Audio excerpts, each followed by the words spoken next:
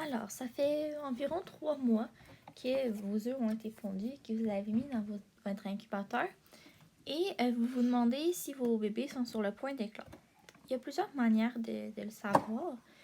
Et la première, c'est de regarder si les œufs se sont bombés. Parce qu'on s'entend, un œuf qui vient tout juste d'être pondu et un œuf qui a, qui a un bébé à l'intérieur, ben, il va avoir pris du volume. C'est ça que je mesure ici avec ma règle à l'écran, juste pour vous montrer que les œufs ils ont vraiment pris du volume. Fait que ça varie d'œuf en œuf, donc je vous recommande de le faire à la ponde et à chaque mois en fait pour vraiment voir si votre œuf a grossi. Mais d'habitude, vous allez le voir à l'œil nu, là, c'est quand même quelque chose qui est visible. Donc ça, c'est le premier signe, c'est la grosseur des œufs. Ensuite, c'est sûr que si ça fait 87 jours, mettons, que votre œuf est en incubation, ben ça se peut très bien qu'il va éclore bientôt. Une autre chose que vous pouvez faire, c'est candle les œufs, là, les candler. J'ai fait une vidéo là-dessus, là, je vais mettre le lien ici si vous voulez aller voir.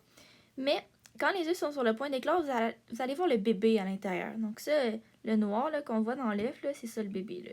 On voit pas tellement bien, mais on voit quand même que il y a des petites taches foncées. Puis ça, c'est votre bébé. Là. On voit quand même sa forme. C'est que je trouve vraiment cool, honnêtement. Des fois, ça se peut que vous voyez pas super bien, là. Mais en autant tant que c'est rouge, qu'il semble avoir des petites taches plus foncées, là. C'est comme l'œuf que je là présentement, il y a juste l'air foncé partout. Mais ça se peut que je sois en train de voir le ventre du bébé, par exemple. Mais comme que je veux pas tourner mon œuf sur le dos, ben je vois pas super bien. Mais tant qu'il y a une tache sombre, c'est bon signe. Un autre signe que j'ai pas en vidéo pour démontrer, c'est que ça se peut que vous voyez vos œufs bouger un petit peu, là, surtout au début, là, parce que là, c'est le bébé qui essaye d'éclore ou qui bouge à l'intérieur de son œuf. Là. Puis après quelques jours, vous devriez vous retrouver avec un petit bébé qui ressemble à ça, qui est vraiment cute.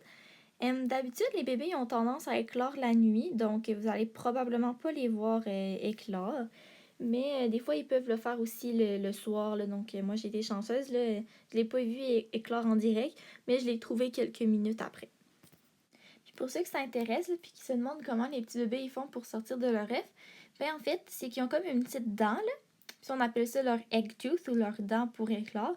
Puis ils se servent de ça pour percer leur coquille, puis ensuite ils peuvent s'en extirper.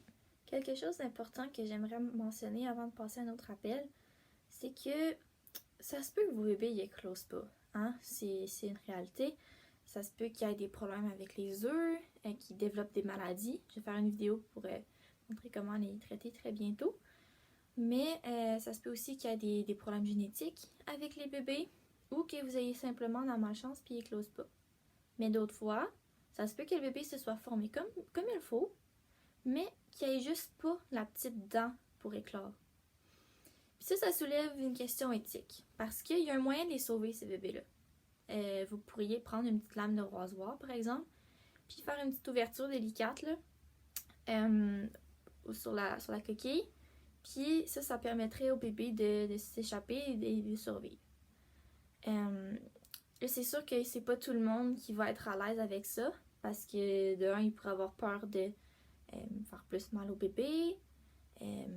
Puis il y en a d'autres qui pourraient dire, ben là, c'est la sélection naturelle là, que je viens forcer. C'est quelque chose qui serait mort dans la nature, donc pourquoi moi je le sauverais? C'est une autre manière de voir les choses.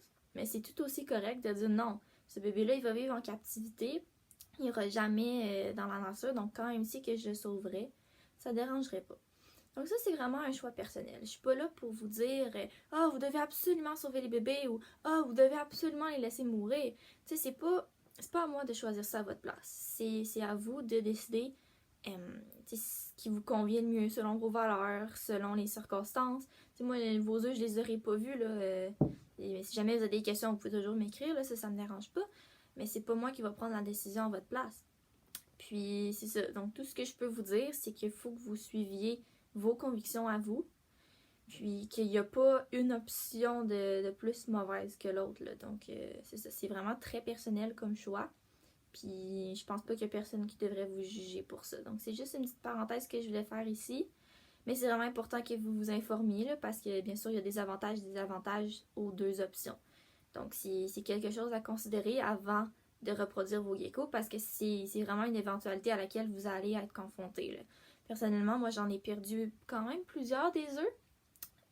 J'en ai peut-être perdu 6. Puis j'ai pas beaucoup de femelles. Donc c'est sûr que c'est quelque chose que je trouve vraiment dommage. Ces bébés-là, j'aurais beaucoup aimé qu'ils survivent. Puis des fois, je me dis, bon, coudonc, c'est-tu de ma faute? Mais c'est sûr que même si je fais de mon mieux, je vais en perdre quand même. Là. Donc c'est vraiment quelque chose que je voulais que vous soyez au courant. Que je ne veux pas vous cacher la réalité non plus si c'est quelque chose que vous voulez vraiment faire, là, élever des bébés geckos. Donc oui, c'est vraiment quelque chose que vous allez vivre. C'est triste à dire, mais c'est ça. Donc voilà, ça conclut pas mal la petite parenthèse que je voulais faire. Puis c'est ça. Ah mon Dieu, j'allais oublier. Je voulais juste rajouter là, par rapport aux œufs que vous décidez de sauver ou non. Si mettons là, vous trouvez ça trop invasif de couper à travers la coquille, il y a d'autres moyens que vous pouvez faire pour essayer de stimuler le bébé à éclore. Là, c'est sûr que ça va pas vraiment marcher si le bébé n'a pas de dents pour éclore, là. Mais ce que vous pouvez faire, c'est que vous pouvez laisser son jumeau avec lui dans le contenant d'incubation pendant toute la nuit. Fait que lui, ce qu'il va faire, c'est qu'il va bouger, passer par-dessus la coquille. Donc ça va comme stimuler l'autre gecko à dire « Ah, mon Dieu, mon jumeau, il a éclore, donc c'est à mon tour d'éclore aussi. » Donc c'est comme une petite stimulation comme ça que vous pouvez faire. Puis, honnêtement, si, je sais pas, moi, ça fait 92 jours, mettons, que vos œufs sont en incubation, vous commencez à vous inquiéter un petit peu, mon Dieu, il aurait dû éclore déjà. Ben, ce que vous pouvez faire, c'est juste flatter les œufs un petit peu ou les taper un petit peu. C'est pas gna comme ça, là, mais doucement, là. On les passe dessus, sur les côtés, sur le dessus, etc. Puis ça aussi, ça peut les stimuler un petit peu à éclore plus rapidement. C'est quelque chose que vous pouvez faire, là. Ça imite le jumeau qui se promène dessus là, dans la nature. Donc, ouais, c'est juste ça que je voulais rajouter parce que je trouvais que c'était important là, de le mentionner. Mais assez parlé de choses un petit peu tristes, soyons positifs maintenant. Parce qu'on s'entend qu'il y a beaucoup plus de petits bébés qui vont naître, qui vont être en santé, que de petits bébés qui écloreront pas. Du moins, je vous le souhaite. Donc, c'est important de savoir comment il faut s'en occuper de ces nouveau-nés-là. En fait, c'est pas tellement différent des soins que vous donnez à vos adultes. C'est juste qu'il faut faire attention à ce qu'ils se déshydratent pas trop vite. Là.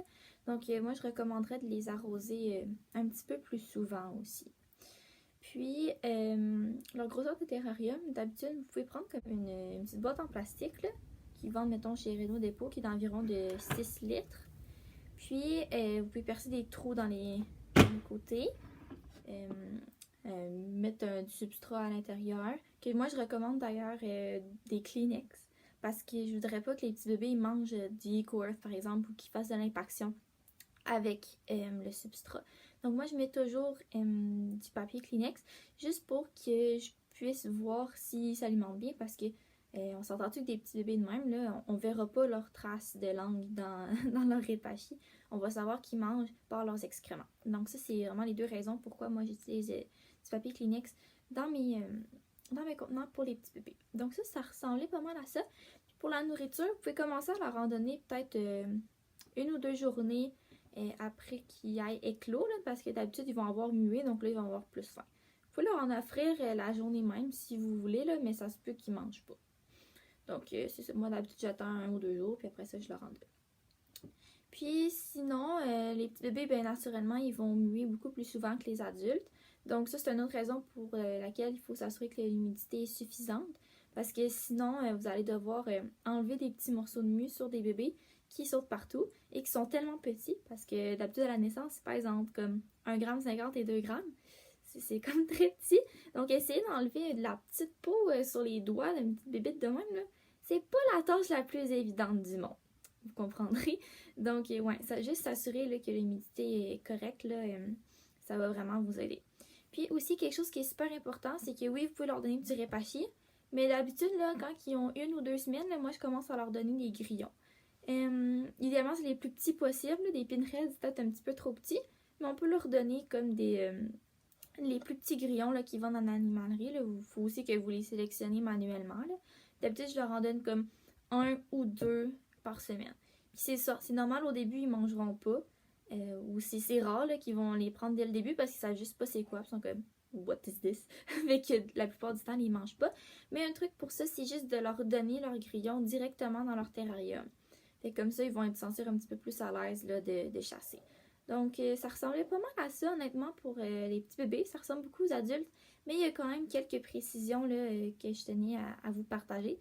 Parce que des petits bébés tout petits, qui sont moins longs que mon index, qui sont environ longs même, peut-être 4 cm maximum, mais on s'entend que des fois, on se sent un petit peu moins confiant à s'en occuper que des gros geckos là, qui mesurent entre 10 et 20 cm de longueur, dépendamment de leur âge.